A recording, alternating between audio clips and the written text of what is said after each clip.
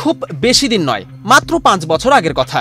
মনে আছে নিশ্চয়ই, যে সময় মরণঘাতী রোগ করোনার থাবায় মুখ থুবড়ে পড়েছিল গোটা বিশ্ব।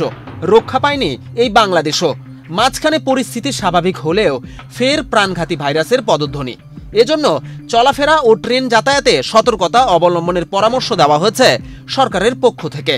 শুনলে অবাক হবেন, স্বাস্থ্য অধিদপ্তরের তথ্য মতে গত এক সপ্তাহে 109টি করোনা নমুনা পরীক্ষা হয়েছে।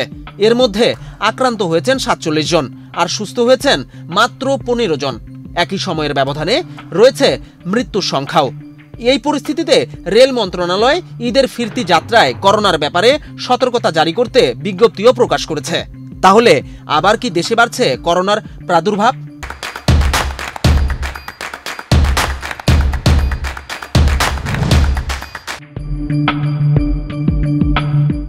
স্বাস্থ্য অধিদপ্তরের গত এক সপ্তাহের হিসেব বলছে, চলতি মাসের 1 তারিখে 28 জনের নমুনা পরীক্ষা করা হয়েছে।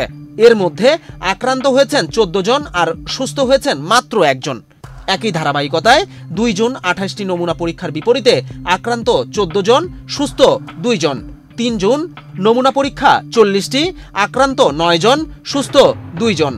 4 জুন নমুনা পরীক্ষা 32টি, আক্রান্ত 32 জন, সুস্থ 3 জন।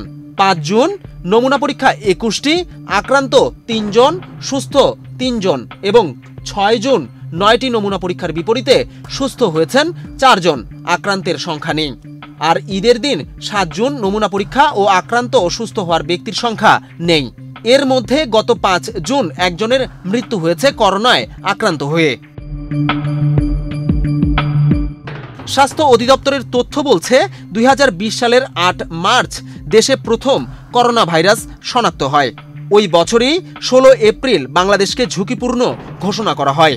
দপ্তরটির তথ্য অনুযায়ী 2020 সালের 8 মার্চ থেকে 2025 সালের 7 জুন পর্যন্ত 1,57,26,233 জনের নমুনা পরীক্ষা হয়েছে, যার মধ্যে আক্রান্ত হয়েছেন 20,51,742 জন এবং মৃত্যু হয়েছে 29,500 জনের।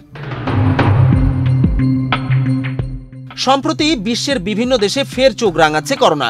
প্রতিবেশী দেশ ভারতে রীতিমতো করোনা ছড়িয়ে পড়েছে।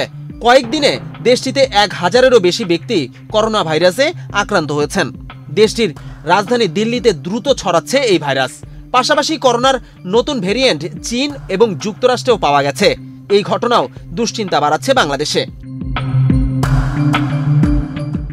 আজ 8 জুন রোববার ট্রেনের ফিরতি যাত্রায় যাত্রী সাধারণকে স্বাস্থ্যবিধি মেনে চলতে এবং মাস্ক পরার অনুরোধ জানিয়েছে রেল মন্ত্রণালয়।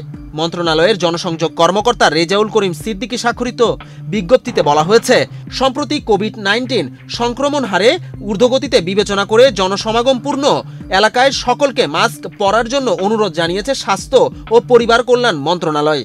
বিশেষত বয়স্ক ও অসুস্থ ব্যক্তিদের স্বাস্থ্য ও পরিবার কল্যাণ মন্ত্রণালয়ের পক্ষ থেকে এ ধরনের স্থান এড়িয়ে চলার পরামর্শ দেওয়া হয়েছে। এরই পরিপ্রেক্ষিতে ঈদ পরবর্তী ট্রেন যাত্রায় সকল যাত্রীকে স্বাস্থ্যবিধি মেনে চলতে এবং মাস্ক পরিধান করতে অনুরোধ জানানো হলো। বিজন কুমার, বাংলাদেশ প্রতিদিন।